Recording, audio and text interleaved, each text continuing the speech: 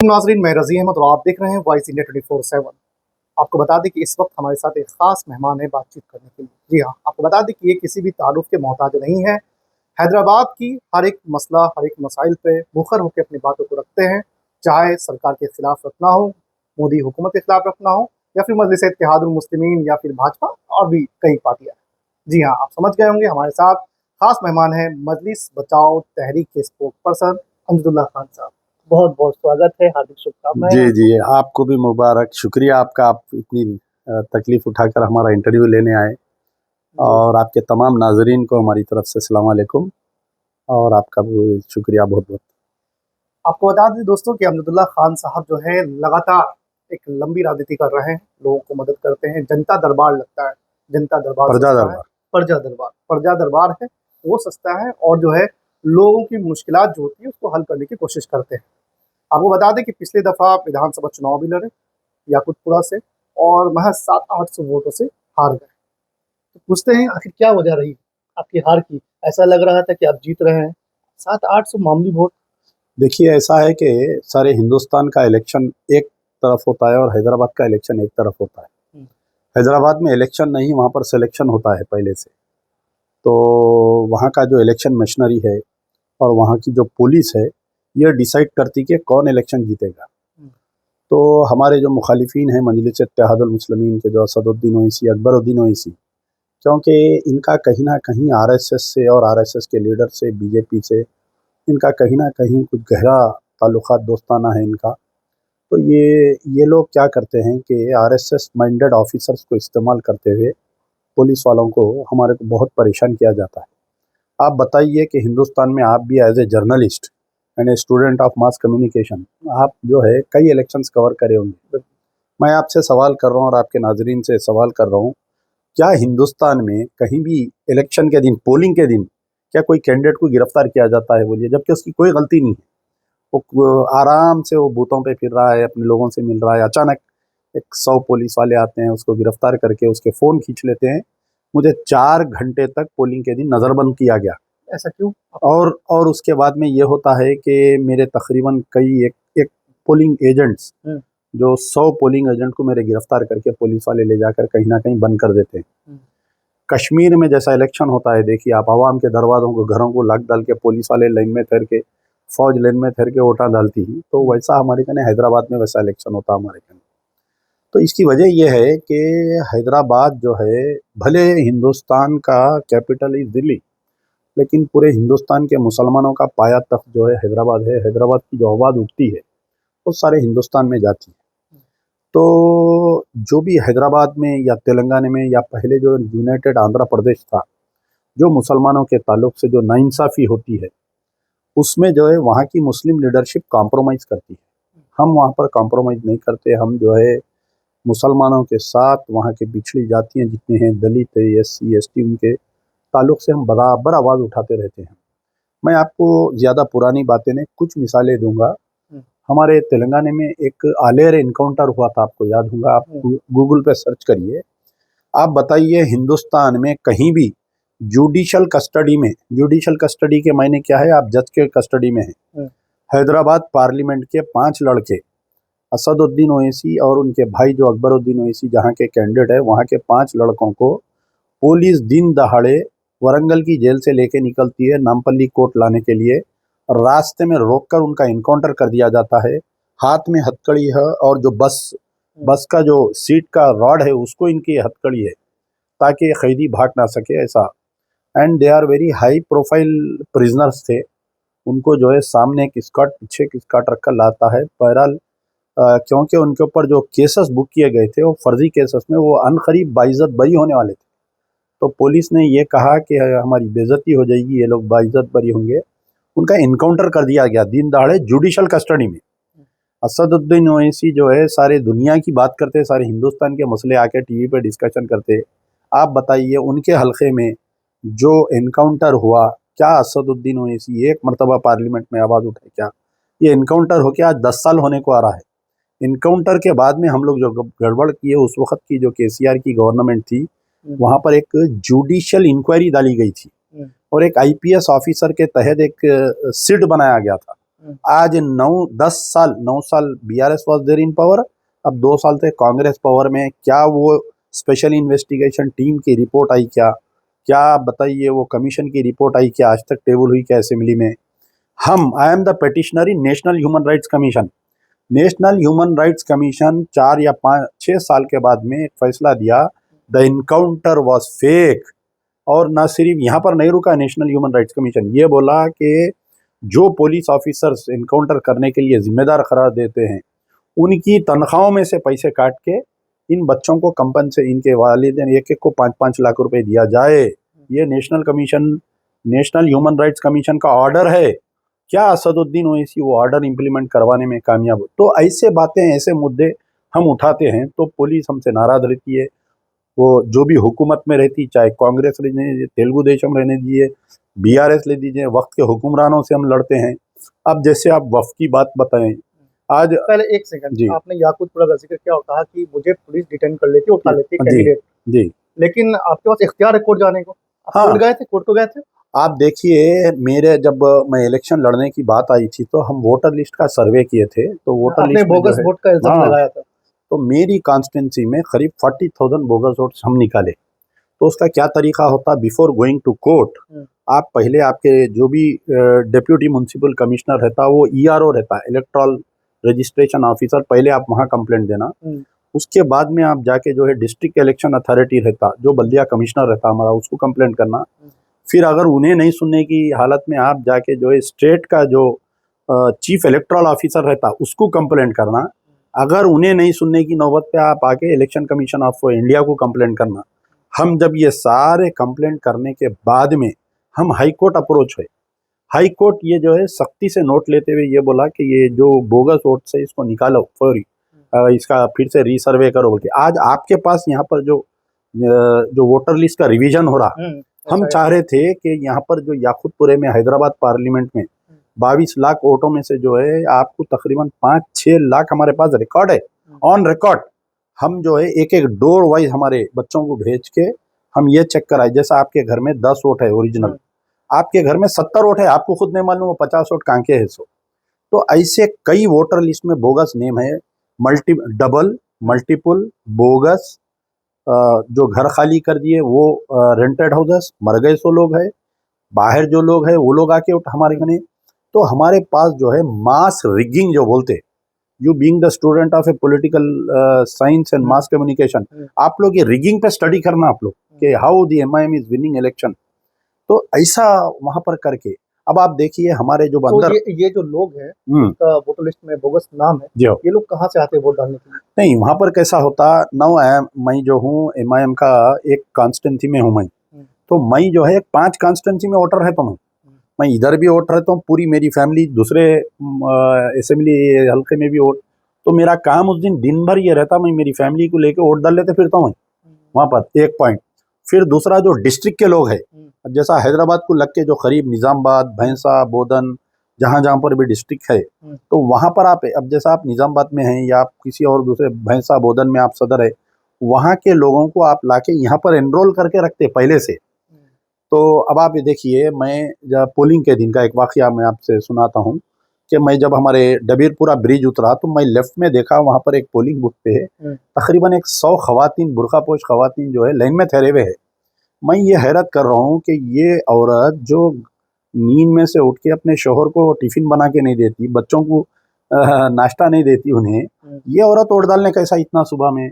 हम जब गया मैं अंदर, तो हमारे जितने पोलिंग एजेंट बैठते हम उनको पहले से ट्रेनिंग देते कि आप जैसा वोट डालने के लिए आए, if you are a genuine voter, मैं आपका नाम पूछा तो आप सही बोलते, आपके हस्बैंड का नाम ये लोग याद कर लेके आते, ये मकान में और 1-2 लोगों के नाम बोलो बोलते, हम बोलते वो लोग भाग जाते निकल के। तो इसका मतलब वो that is a bogus voter, यानी उनके पास ओरिजिनल वोटर ID है, आपके घर में उन्हें एनरोल है। आप समझे ना मेरी बात को? तो ऐसा मेरी कॉन्स्टिट्यूंसी में 40,000 वोट थे, 42,000 वोट। हम एक एक घर पे जाके वोटर लिस्ट बताए हम।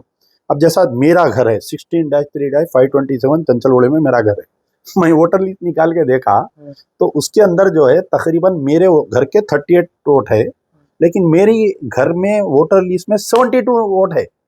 तो मैं खुद इलेक्शन कमीशन को लेटर लिखा, क्या ये पाकिस्तान के लोग हैं वोटर बन गए? तो क्या बांग्लादेशी है ये लोग? आप इसकी इंक्वायरी करिए, क्या कोई साजिश है मुझको बदनाम करने के लिए? उस लेटर लिखने का कोई रिप्लाई आया? कोई रिप्लाई नहीं आता। ट्वीट का आप देखिए, हम इलेक्शन कमीशन को 1000 ट्वीट करे हम। आज आपके बिहार में यहाँ पर आरजेडी वाले आज असदुद्दीन ओवैसी आके बोल रहे हैं कि इलेक्शन कमीशन गूंगा और बहरा हो गया, यहाँ पर क्या क्या ना जाने बातें कर रही हैं। हम ये तो बहुत पहले से सह रहे हैं, हम malpractice during the election period हम कई दिनों से सह रहे हैं ये। हम जाके अरे हाई कोर्ट में रेड डाले तो नंबर पे नहीं आता हो केस, इलेक्शन खत्म हो जाता हो केस नंबर पे नहीं आता हो। तो बहरहाल हम हाई कोर्ट में भी गए, हम सुप्रीम कोर्ट में भी गए, मगर एक्शन कब होता? इलेक्शन हो जाता। हम इलेक्शन होने के बाद में भी पीछा नहीं छोड़ते। हम इलेक्शन होने के बाद में हम एक आरटीआई डाले। अब जैसा आपकी फैमिली को मैं अच्छी तरीके से पहचानता हूँ, आपके घर में आपके वालिद साहब सऊदी अरब में हैं, मगर वहाँ पर आपका वालिद साहब का वोट कास्ट हुआ जबकि आपके वालिद साहब आए नहीं। तो हम आपसे क्या करते हैं, आपसे ये मंगाते कि मैं ये वोट मैं कास्ट नहीं किया, मैं सऊदी में हूँ, ये वोट कैसा पड़ा? फिर हम आरटीआई में पूछते कि भाई ये लोग आके वोट डाल के गए क्या? तो आरटीआई में आता कि हाँ this vote has been casted. फिर हम ये आरटीआई का आंसर और आपका लेटर लेके हम जो है कोर्ट को जाते हैं कि भाई ये आदमी सऊदी में है, ये आदमी अमेरिका में है, ये आदमी यूके में है, यहाँ के वोट ही नहीं डाला। अच्छा, हमारे पास एक और एक बहुत मुहावरा बहुत मशहूर है, एक चाचा जो है पोलिंग बूथ पे जाके पोलिंग एजेंट से ये पूछते कि मियाँ ये फलानी लेडी आके वोट डाल के गई क्या? तो उन्हें वो देख के बोलता हाँ आप आने से थोड़ी देर पहले वोट डाल के गई। तो चाचा ये बोलते कि मैं 2 इलेक्शनों से मेरी बेगम को ढूंढ रहा हूँ, मेरे से मुलाकात नहीं हो रही, उन्हें मर के 12 साल हो गया लेकिन बराबर आके वोट डाल के जा रही है। तो ये हमारे कने एक जोक बना दिए इसका वोटिंग का। तो ऐसा होती है हमारे कने पोलिंग। अब साहब आपसे 2 सवाल जी। पहला सवाल ये है कि आपने इस इलेक्शन में देखा ये गया था कि मौजूदा जो हुकूमत है, मौजूदा जो मुख्यमंत्री है रेवंत रेड्डी साहब, उनका खुल के आपने सपोर्ट किया था। दूसरा आपने फिरोज खान का भी सपोर्ट किया था माजिद हुसैन के खिलाफ नमपल्ली। जी। माजिद हुसैन जीत जाते हैं और आपके रेवंत रेड्डी साहब मुख्यमंत्री भी बन जाते हैं, लेकिन उसके बाद मुसलमानों में से किसी को मंत्री नहीं बनाया गया। देखिए आप जिस वक्त पे तेलंगाना एजिटेशन चल रहा था तो MBT was the only party which was supporting Telangana agitation. सारे लोग हमको गालियां देते थे क्योंकि एमआईएम उस वक्त में कांग्रेस का पार्ट एंड पार्सल थी। आप यहाँ पर एक पॉइंट लिख लीजिए कि जो भी रूलिंग पार्टी रहती है एमआईएम उसके साथ रहती है। ऐसा क्यों? वो कुछ है उनका, मैं आपको बाद में बोलता हूँ उसके बारे में। चाहे कांग्रेस पावर में रहने दीजिए, चाहे तेलुगु देशम पावर में रहने दीजिए, चाहे बीआरएस में, ये एमआईएम वाले जो है फॉर्मेशन ऑफ तेलंगाना की मुखालिफत किए, ऑन रिकॉर्ड आके गालियां दिए लोग, यहाँ तक कह दिए कि जो तेलंगाना बनेगा तो बीजेपी पावर में आ जाएंगी, तेलंगाना बनेगा तो यानी ये बोले कि अगर मुसलमान तेलंगाना का साथ नहीं देना, उन्हें अगर साथ देंगे तो उन्हें मुसलमान नहीं है, फतवा दे देने के टाइप में बात करे वो लोग। लेकिन हम लोग वाहिद मुस्लिम पार्टी थी और जमात इस्लामी वाले ईसाइयों के बच्चे तेलंगाना एजिटेशन में साथ दिए। 2014 में तेलंगाना बन गया, केसीआर साहब सीएम बन गए। अचानक से दोनों भाई जाके यानी with in fraction of second इनका रिजल्ट आया। सबसे पहले अगर केसीआर साहब को स्पीचेस में गालियां देते थे, कछुए की नाक है इसकी बोलते थे, यानी जो मुंह को आया इसको बोलते थे कांग्रेस को खुश करने के लिए।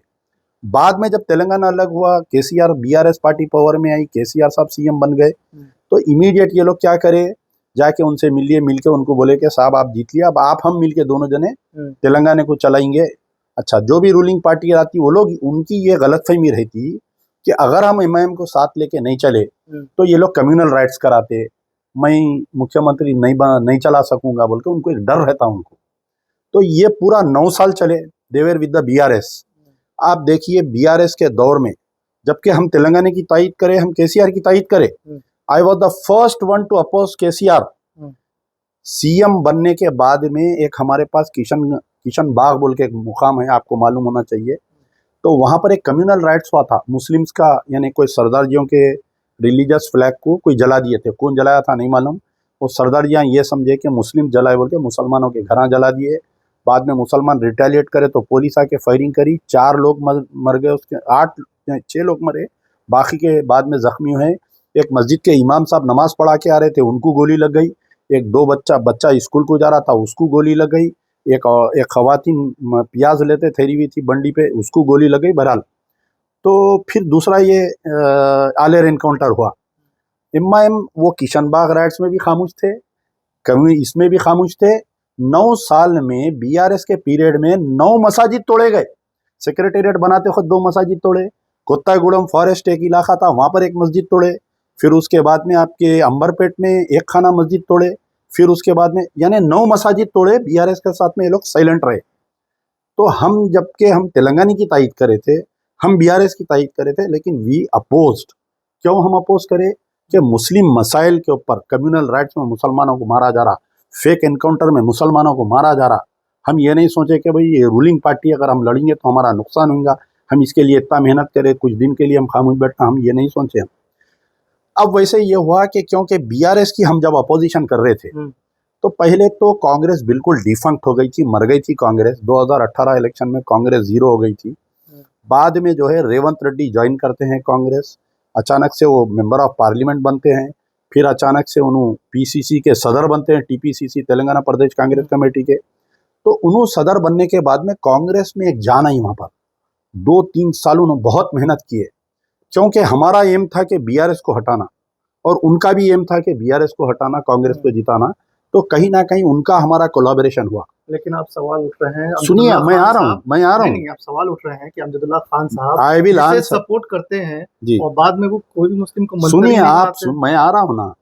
उसके बाद में ये हुआ कि डायरेक्ट राहुल गांधी से और डायरेक्ट प्रियंका गांधी, क्योंकि Priyanka Gandhi was incharge of Telangana election, सारे तेलंगाना के मुसलमानों को बिठा के वो लोग ये बोले कि ये वो कांग्रेस नहीं है पीवी नरसिम्हा राव की, this Congress is of Rahul Gandhi.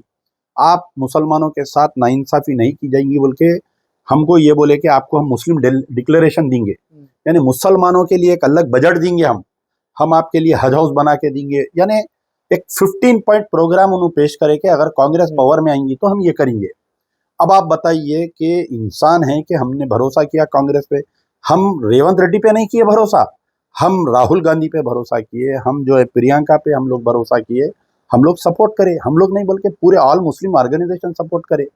जब कांग्रेस की बात आ रही थी तो एमआईएम वाले बीआरएस के साथ में थे। ये सवाल हम इसलिए पूछ रहे हैं क्योंकि आप पे इल्जाम लगता है कि उस वक्त आपकी डील हो गई थी कांग्रेस से। नहीं, कोई देखिए डील वील तो ये छोड़ दीजिए, फालतू बातें। आजकल पॉलिटिक्स में जो है ये किसी पे इल्जाम लगा देना बहुत आसान बात है। तो जब कांग्रेस पावर में आई, आप सुनिए, पावर में जैसा ही कांग्रेस आई, यानी रेवंत रेड्डी चीफ मिनिस्टर बनने के 10 दिन के बाद में ये दोनों भाई जाते हैं, रेवंत रेड्डी से मिलते हैं और एआईसीसी में कुछ ये लोग मिलते हैं, वह किसी से, बहरहाल किससे मिले नहीं मालूम। अचानक कांग्रेस वाले चेंज हो जाते हैं, यानी फिर से वो जो रिश्ता कांग्रेस का और बीआरएस का था, एमआईएम का कांग्रेस का रिश्ता हो जाता है। और यानी कांग्रेस वाले बीआरएस को उतने गालियां नहीं दे रहे हैं, आज एमआईएम वाले उतने गालियां देना शुरू कर दिए। तो खैर बहरहाल, क्योंकि हम भरोसा किए थे राहुल गांधी पे, आज हम उनसे सवाल कर रहे हैं। गवर्नमेंट बनने के बाद में एक मस्जिद जागीरदार बोलकर है, इनसे सवाल है ये कांग्रेस वालों से, यानी रेवंत रेड्डी पावर में आने के बाद में एक मस्जिद शहीद हुई हमारे कने। वहां पर एक गैराबाद मस्जिद थी, कोई बिल्डर्स क्या करे, वो मस्जिद को शहीद कर दिया। ठीक है, वहां पर कोई गवर्नमेंट आदमी नहीं था, मस्जिद शहीद हो गई। उसके बाद में क्या एक्शन हुआ? हमारा इख्तिलाफात की वजह यही है कि भाई आप मस्जिद शहीद हो गई, आप एक सीएम है, आप जो है वो मस्जिद के खातिलों को अभी तक नहीं पकड़े। आज 1 साल हो रहा, एग्जैक्ट कल 1 साल हुआ मस्जिद शहीद होके, मस्जिद जागीरदार। तो वो मस्जिद को जो है आप इमीडिएट उसको वो करना चाहिए था ना, तो वो नहीं किया उस मस्जिद को। फिर दूसरी चीज ये है कि आज 18 महीने हो गया, वहां पर आप मुसलमान मंत्री नहीं देते। आज आप बताइए 40 कारपोरेशन आप दिए, एक मुसलमान को, खाली एक को दिए, वो सीट कारपोरेशन आप नहीं देते। कोई मुसलमानों के लिए बजट नहीं सैंक्शन हो रहा। पुरानी गवर्नमेंट के तो जितने आप खुल के मुखालफत कर रहे हैं। हम द डे 1 जिस दिन ये मस्जिद शहीद हुई उस दिन हम चैलेंज किए। हम सोनिया गांधी को, हम राहुल गांधी को, मैं हर 3 महीने को एक लेटर लिख रहा हूँ मैं कि you are not only losing the credit. आप ये मत समझिए कि आप वोट ले लिए। अब आप देखिए बाजू कर्नाटका में कांग्रेस गवर्नमेंट है, वहां पर वो लोग 3 मिनिस्टर दिए मुस्लिम, स्पीकर मुसलमान दिए, वहां पर डीजीपी को मुसलमान दिए वो लोग। यानी सिद्धारामैया जो है एक्चुअल कांग्रेस में क्या क्या हो रहा है वो हो रहा। यहाँ पर रेवंत रेड्डी, क्योंकि रेवंत रेड्डी का बैकग्राउंड जो है एबीवीपी का है। अच्छा, अब आप यहाँ पर बोलिए कि जब इलेक्शन चल रहा था तो ये एमआईएम के असदुद्दीन अकबरुद्दीन रेवंत रेड्डी को न जाने, कभी इसको टिल्लू बोल रहे थे, आरएसएस का टिल्लू, आप स्पीचेस सुने होंगे, इसको एबीवीपी का एजेंट बोले, आरएस। अचानक इससे दोस्ती कैसा हो गई भाई? जब उन्हें आरएसएस का टिल्लू था तो आज उससे दोस्ती कैसा हो गई? स्कूल फ्रेंड ना बचपन के दोस्त ना हो गए। अकबर ओवैसी असेंबली में बोले कि एक ही गली में हम दोनों रहते थे, दो लड़के हम फिरते थे तो लोग हमारा मजाक उड़ाते, एक वहां बैठा हुआ एक मैं यहाँ बैठा हुआ हूँ। तो इलेक्शन से पहले उन्हें आरएसएस का टिल्लू होता, उन्हें सीएम बनते इनका दोस्त हो गया। अच्छा, अब जब 2 साल से मुस्लिम मिनिस्टर नहीं है तो किसी प्रेस वाले ने असदुद्दीन ओवैसी से ये पूछे कि भाई आपकी इस पे क्या राय है कि यहाँ पर जो है एक मुस्लिम मिनिस्टर नहीं है तेलंगाना में। तो असदुद्दीन ओवैसी का बोलना ये है कि हम है ना, अच्छा हम है ना, रेवंत रेड्डी है ना। यानी रेवंत रेड्डी के ने ये कहे हैं उन्होंने। हाँ, असदुद्दीन ओवैसी 8-10 दिन पहले इंटरव्यू में ये बोले कि यहाँ पर कोई मुस्लिम मिनिस्टर नहीं है, आप क्यों राहुल गांधी को लेटर नहीं लिखते, आप प्रियंका गांधी को क्यों नहीं बोलते, आप रेवंत रेड्डी को क्यों नहीं बोलते, वो तो हम है ना। यानी उन्होंने एक अंदाजे में इशारा ये दे दिए कि अब मुस्लिम मिनिस्टर की जरूरत नहीं है, आप मैं हूं ना, मेरे से डील कर लीजिए, खत्म। अच्छा, अब आ जाते हैं नमपल्ली। नमपल्ली विधानसभा में आपने जो है फिरोज खान साहब को खूब सपोर्ट किया और उसके बावजूद माजिद हुसैन जो है वहाँ से जीत जाते हैं, तो आखिर आपकी बात लोग क्यों नहीं मान पा रहे? नहीं, मैं आपको पहले ही बोल दिया कि सारी हिंदुस्तान का इलेक्शन एक तरफ, हैदराबाद का इलेक्शन एक तरफ। नमपल्ली में बोगस जो वोट है क्या? जो अरे नामपल्ली में मेरे से ज्यादा बोगस वोट है। फिरोज खान जो है आज रूलिंग पार्टी का मेंबर है, फिरोज खान। इलेक्शन होने के बाद में मुझे फिरोज खान एक मरतबा फोन किए थे, ये बोले कि अपना मुख्यमंत्री आ गया है रेवंत रेड्डी, पार्लियामेंट इलेक्शन से पहले अपन पूरे पार्लियामेंट इलेक्शन में जितने बोगस वोट है अपन निकालेंगे। वो बेचारे तकरीबन 30-40 लाख रुपए खर्चा करके पूरा बाज़ाफ्ता जैसा कंप्यूटर ऑपरेटर्स को हायर करके बच्चों को फील्ड पे फिरा के 6 से 7 लाख वोट हैदराबाद पार्लियामेंट में डुप्लीकेट मल्टीपल ये सब निकाल के उन्होंने अपने मुख्यमंत्री को लेके जाके रेवंत रेड्डी को दिए। रेवंत रेड्डी साहब वो फाइल लेके बाजूक रख दिए। उसके बाद में जो है फिर रेवंत रेड्डी साहब बाजूक रखने के बाद में फिर चीफ इलेक्टोरल ऑफिसर को मैं उन्होंने दोनों लेके जाके दिए, हमारा डिस्ट्रिक्ट इलेक्शन अथॉरिटी को लेके जाके दिए, फिर लेके जाके जो है आपके चीफ इलेक्शन कमीशन को दिए पार्लियामेंट इलेक्शन से पहले, ये वो इनको निकालो बोल के। आज की तारीख तक एक वोट नहीं निकला, पार्लियामेंट इलेक्शन हो गया। तो आप बताइए कि मैं तो ये बात बोल रहा हूँ कि Asaduddin Owaisi is running a parallel Congress in Congress. एक सवाल है जो लोग अक्सर पूछते हैं और सोशल मीडिया पर भी लिखते हैं, आखिर अमजदुल्ला खान साहब को मंच इत्तेहाद मुस्लिमीन में कभी देख पाएंगे लोग साथ में मिलकर काम करने के लिए? मैं आप क्योंकि मजलिस बचाओ तहरीक है आपकी। देखिए, आप एक रिपोर्टर है तो journalism is the 4th pillar of the democracy. Exactly. आपके सामने असदुद्दीन ओवैसी कुछ नहीं है, आपके सामने अमजदुल्ला खान कुछ नहीं है। माजिद हुसैन अभी यहीं से किशनगंज में, या आप असदुद्दीन ओवैसी को फोन करके पूछिए कि भाई आप दोनों क्यों इत्तेहाद नहीं करते। मैं अमजदुल्ला खान साहब से बात कर लिया हूँ, अमजदुल्ला खान साहब ये बोले हैं कि मेरी कोई शर्त नहीं है, मेरा कोई डिमांड नहीं है, I am not interested to become an MLA और एमपी। जो भी मजलिस का सदर रहेगा हम उनकी जूतियों पे बैठ के हम उनका काम कौम की खिदमत करेंगे, लेकिन हम चाह रहे हैं कि जमात में दाखिली जमहूरियत आए, डेमोक्रेसी आए जमात में। ये नहीं कि बाप बेटे ख्वाजा निजामुद्दीन नहीं रहना जमात। हम चाह रहे हैं कि जमात का जो मेडिकल कॉलेज असासा है, ये कोई असदुद्दीन अकबरुद्दीन लाइसो नहीं है, ये डॉक्टर विजारत रसूल खान की देन है। ये मेडिकल कॉलेज जो मेडिकल कॉलेज में है, ठीक है, आपको कॉलेज रन करने के लिए आपको कैपिटेशन फीस लेना पड़ता है, आप 50% सीटों पे कैपिटेशन फीस लीजिए। बाकी के जो 50% सीटें वो मेरिट की बुनियाद पे जो गरीब मुसलमानों के लड़के पढ़ रहे हैं, ऑटो वाले का लड़का है, जो रिक्शे वाले का लड़का है, जो ठेले बंडी वाले का लड़का है, जो मेरिट में लाया है उन्हें, and because somebody is paying capitation fees, पैसे देके उन्हें दूसरे डोर से आ जा रहा, डॉक्टर बन रहा ये लड़का। तो हम चाह रहे हैं कि 50% सीट जो है कौम को दीजिए। आप यहाँ पर आके तकरीर करते कि आप बोलते कि 500 रुपए में हम डिलीवरी करा रहे हैं, यहाँ पर यासिर अरफत माजिद हुसैन के स्पीचेस है, आप मेरे साथ चलिए, आपका आने जाने का खर्चा, आपका रहने का हर चीज मैं देता हूँ। मर गए तो मुर्दा फ्री में नहीं देते। अगर फर्ज करिए किसी की कुछ बिल बाकी है, अगर उन्हें मर गया असरा हॉस्पिटल में, उसकी बिल फिर उस जब तक वो पेमेंट नहीं होता उसकी बॉडी नहीं देते साहब। ओवैसी हॉस्पिटल का जिक्र करते हैं, असरा हॉस्पिटल एंड ओवैसी हॉस्पिटल दोनों एक ही छे एडमिनिस्ट्रेशन है। तो मेरे पास तो कई ऐसे वीडियोस है कि लोग जो है रो के वीडियोस बना के भेजे हैं बॉडी के लिए, नहीं देते वो लोग बॉडी, कुछ भी हो जाइए। अच्छा, चंद्रयान गुट्टा को लेके क्या लड़ाई है अकबरुद्दीन ओवैसी साहब? आप जब आपका इलेक्शन हुआ था भाषण में आपने बहुत कुछ ऐसा अकबर साहब के बारे में बोल रहे थे, अकबर साहब आपके बारे में बोल रहे थे, क्या लड़ाई है चंद्रयान गुट्टा को? नहीं नहीं, आप देखिए, मेरे वालिद जो है चंद्रायन गुट्टे के 28 ईयर्स एमएलए थे। जब फर्स्ट टाइम मेरे वालिद 79 में चंद्रायन गुट्टे का इलेक्शन लड़े थे, जब वो सीट जो है 45% नॉन माइनॉरिटी, 35% माइनॉरिटी थी। मेरे वालिद जो है, आज जो ये एमपी जो है असदुद्दीन ओवैसी, और इनके वालिद जो एमपी बने, इसका राज है चंद्रायन गुट्टा। चंद्रायन गुट्टे में जो आबादी बढ़ी मुसलमानों की, मेरे वालिद जो है कम से कम 17 आबादी बसाए। आपके पास यहाँ पर जैसा तस्लीमुद्दीन साहब है ना, जैसा फेमस लीडर, आप वैसे मेरे वालिद थे वहाँ पर। तो तालाब कट्टा, भवानी नगर, आपके गाजी मिलत कॉलोनी, हाफिज बाबा नगर, बंदलागुड़ा, हाशमाबाद, गुलशन इकबाल कॉलोनी, वास्ट। आप बताइए कि बस्ती बसाना कितनी मुश्किल का काम होगा, बोलिए आप। जब आप लाके वहाँ पर सड़क डालेंगे, रोड डालेंगे, आप तो लोग बसेंगे वहाँ पर। और बस्ती भी ऐसी बस्ती है कि आपको अगियार का कोई धोबी हज्जाम भी नहीं मिलता वहाँ बस्तियों में। तो चंद्रायन गुट्टा जो है, पूरा बसाने वाले का नाम अमानुल्लाह खान। फिर लोग कहते हैं कि जब इतना काम किए ही थे, हाँ। तो चुनाव कैसे आ जाते हैं? नहीं, आप हिंदुस्तान की तारीख उठा के देखिए, अच्छे काम करने वाले लोग ही इलेक्शन हारते हैं। क्योंकि यहाँ पर यह हो गया कि हिंदुस्तान की पॉलिटिक्स पिछले 20 साल में चेंज होते जा रही है। तो अम्बेडकर इतने काबिल आदमी थे, कभी इलेक्शन नहीं जीते वो बेचारे, मजबूरन उनको राज्यसभा जाना पड़ा था, शायद मैं समझता हूँ। वो भी मुस्लिम लीग के टिकट पे गए थे। तो जो मेहनत करता, काम करता, इलेक्शन लड़ता, आजकल वैसा नहीं है। आजकल कैसा है, जज्बाती तकारीर।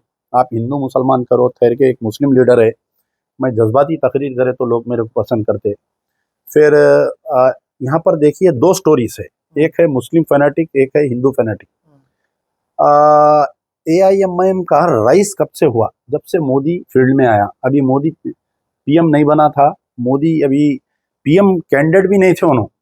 जब से MIM वाले जो है मोदी को गालियां देना शुरू करे स्पीचेस में, मोदी दम है तो आजा हैदराबाद बोले, उन्हें 10 दिन के बाद में हैदराबाद आया। अकबरुद्दीन ओवैसी की स्पीच है, मोदी अगर तेरे में दम है तो तू हैदराबाद आ। 10 दिन के बाद में आया। उन्हें स्पीच देते मैं समझ गया कि मोदी आने वाला है हैदराबाद। और ये लोग मोदी मोदी शुरू कर दिए थे इलेक्शन से पहले। अभी उन्हें पीएम कैंडिडेट नहीं बना था उन्हें, तो हम समझ गए थे कि भाई Modi will be the next prime minister of India. जब से मोदी प्राइम मिनिस्टर बने, जब से अमित शाह होम मिनिस्टर बने या बीजेपी के सदर बने, MIM राइज हुई। क्या 2014 से पहले आप कभी MIM का नाम सुने? क्या बताइए आप मेरे को। Have you listened MIM? कभी नहीं सुने। बिहार की जो सीमांचल नया, ये यानी 2014 के बाद में बिहार सीमांचल भी जो आए, ये आए नहीं, इनको भेजा गया था। इनको आपके स्वीटी सिंह को जिताने के वास्ते भेजा गया था, डॉक्टर जावेद आजाद को हराने के लिए, क्योंकि स्वीटी सिंह जो है किसी एक सेंट्रल मिनिस्टर की रिश्तेदार है। तो ये यहाँ पर जो 2015 में वो लोग फर्स्ट टाइम आए थे, किसी को हराने के लिए और किसी को जिताने के लिए। चलिए खान साहब, इंटरव्यू तो काफी लंबा हो गया है, लास्ट में छोटा सा 2 क्वेश्चन है। लोग ये इल्जाम लगाते हैं और कहते हैं कि MIM के बगैर आपको ऑक्सीजन नहीं मिलती। जब तक आप MIM को कोसते नहीं है, कुछ बोलते नहीं है, आप उनके पीछे पीछे पहुंच जाते हैं, चाहे बिहार की सीमांचल हो या चाहे दिल्ली में हो। अभी हाल में चुनाव में आपको देखा गया था, अमानतुल्लाह खान के सपोर्ट में आपने सभाएं की, और चाहे महाराष्ट्र। क्या बात है, सही ऐसा है कि ऑक्सीजन नहीं मिल पाता? नहीं, वैसा नहीं है। देखिए, ये लोग आजकल Asaduddin and Akbaruddin Owaisi are under the pressure of BJP. पहली चीज़ ये नोट करिए कि कहीं ना कहीं इनका भी हाल आजम खां का हाल हो जाएगा अगर ये लोग नहीं सुने तो बीजेपी जो है कांग्रेस से या सेकुलर ताकतों से डायरेक्ट नहीं लड़ी। BJP is fighting a proxy war with secular forces. तो बीजेपी, नरेंद्र मोदी जाके कहीं इलेक्शन नहीं लड़ा। अब आप बताइए, अमानतुल्लाह खान दिल्ली में एक बेहतरीन कैंडिडेट है, वो पिछले 30 साल से खिदमत कर रहा है, ये जाके वहाँ पर अमानतुल्लाह के खिलाफ में कैंडिडेट डाल देते हैं। आप बताइए, जब 2015 में डॉक्टर जावेद आजाद एक बेहतरीन कैंडिडेट थे MLA के लिए, यहाँ लाके कैंडिडेट डाल देते हैं। उस टाइम उनका ये कहना था अमानतुल्लाह खान साहब को लेकर कि वही आम आदमी पार्टी है जिन्होंने तबलीगी जमात को बदनाम करने का काम किया, नंबर 1। नंबर 2, अमानतुल्लाह खान पर वक्फ की जमीन को हड़पने का इल्जाम है और भ्रष्टाचार के आरोप है, और इस वजह से उन्होंने ऐसे शख्स को वहाँ टिकट दिया जो जेल में थे। सुनिए आप, देखिए, अमानतुल्लाह खान साहब पे इल्ज़ाम है, वैसा ही सेम इल्ज़ाम असदुद्दीन ओवैसी पे भी है। असदुद्दीन ओवैसी वक्फ बोर्ड के मेंबर है, यूनाइटेड आंध्र प्रदेश के बहैसियत MLA और बहैसियत MP। पूरा वक्फ बोर्ड उनके हाथ में है तेलंगाना का। आज तेलंगाना की कई जायदादें कब्जे में हैं। तो आप बताइए क्या असदुद्दीन ओवैसी के खिलाफ में भी कोई मुस्लिम कैंडिडेट ठहरता, क्या बताइए आप। तो अमानतुल्लाह जो है वहाँ पर जो है जिसको कैंडिडेट बनाए थे जो जेल में है, क्या इलेक्शन के बाद में असदुद्दीन ओवैसी एक मरतबा उनके घर को गए क्या? क्या इलेक्शन के बाद में वो उस कैंडिडेट के बारे में असदुद्दीन ओवैसी बात करे क्या? आप देखिए जो कैंडिडेट, ये एक तो अमानतुल्लाह था, एक कैंडिडेट था ना वहाँ पर बीजेपी जीती ताहिर हुसैन के खिलाफ। वहाँ पर ताहिर हुसैन को लड़ाई बीजेपी जीती ना वहाँ पर 25 साल से एक मुस्लिम आदमी इलेक्ट हो रहा था। तो सेम आपके बिहार में भी आपको अंदाजा होगा कि कई मुस्लिम कैंडिडेट्स आ रहे हैं यहाँ पर एमआईएम की वजह से। आप गुजरात, आप उत्तर प्रदेश का आप देखिए कि जो योगी जो पावर में आया था, कई मुस्लिम कैंडिडेट्स हारे वहाँ पर। तो समवेयर और दी अदर आपको इनको एक्सपोज करना चाहिए कि ये लोग जो बीजेपी के एजेंट बन के जो मुस्लिम क़यादत को डैमेज कर रहे हैं गली गली फिर के, तो इनको एक्सपोज करना चाहिए। अब क्योंकि हम हैदराबाद से ताल्लुक़ है, एमआईएम का सब्जेक्ट कई लोगों को मालूम नहीं है कि यार ये है कौन। कई लोग पूछते हैं हमारे को, अब जैसा रिसेंटली हवा महल एक कॉन्स्टिट्यूंसी है जहां पर 30 साल से बीजेपी कोशिश कर रही जीतने की। परसों अकबरुद्दीन ओवैसी गए, असदुद्दीन ओवैसी गए, वहां पर एक कैंडिडेट डाले, वहां पर बीजेपी वाला जीत गया। उन्हें निकल के बयान दे रहा हो चिकन नहीं बेचना, वो नहीं करना, बंडियां उठा के फेंक दे रहा। तो अब हवा महल के कई लोग मेरे से जो कनेक्टेड है वो लोग मेरे को फोन करके पूछते हैं, अरे भाई ये है कौन एमआईएम वाले, ये एमआईएम क्या है, ये असद कौन है, ये अकबर कौन है। तो वो सब्जेक्ट उनको नहीं मालूम रहता। अब जिस वक्त 2015 में यहाँ पर आए थे, कई लोगों को नहीं मालूम था, हमसे पूछते थे। डॉक्टर जावेद आजाद हमारे बड़े भाई के दोस्त थे, तो उन्होंने मेरे से पूछे, तो हम आए यहाँ पर बताए, उनको एक्सपोज करे कि भाई ये लोग एक्चुअली बीजेपी के एजेंट है ये लोग बोल के। तो ये सिलसिला है, आप समझ रहे ना मेरी बात। खान साहब, बीजेपी के पूर्व नेता टी राजा सिंह, जिसके खिलाफ आप बहुत बार उनको कहें, उन पे निशाना साधे, कई तरह की बातें हुई, अब वो भाजपा में नहीं, किस तरह देखते हैं?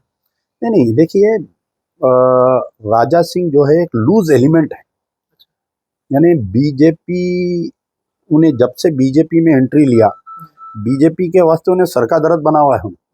उन्हें कोई बीजेपी के लीडर को नहीं सुनता, उन्हें कभी बीजेपी पार्टी ऑफिस को नहीं जाता, उन्हें उसका एक हिंदुत्व लाइन ऑफ एक्शन है। तो कई ज़माने से बीजेपी वाले उससे बदजन है।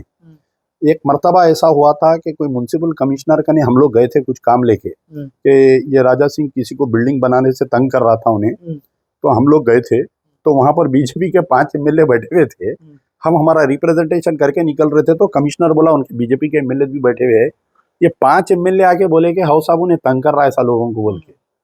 तो बीजेपी, पूरी बीजेपी बदजन है राजा सिंह से। लगातार घोषणा में से वो चुनाव जीत जाते हैं, ऐसा क्यों?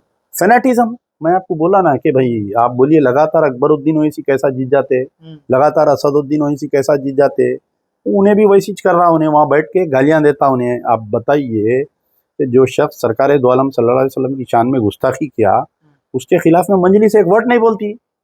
उन्हें जब तक जिंदा है मंजलिस जिंदा है। गोशा महल से मंजलिस कैंडिडेट नहीं डालती, उसकी वजह क्या है, उसको जिताती, उन्हें गालियाँ देना, उन्हें बैठ के, आप बताइए कितनी गंदी बात है कि उन्हें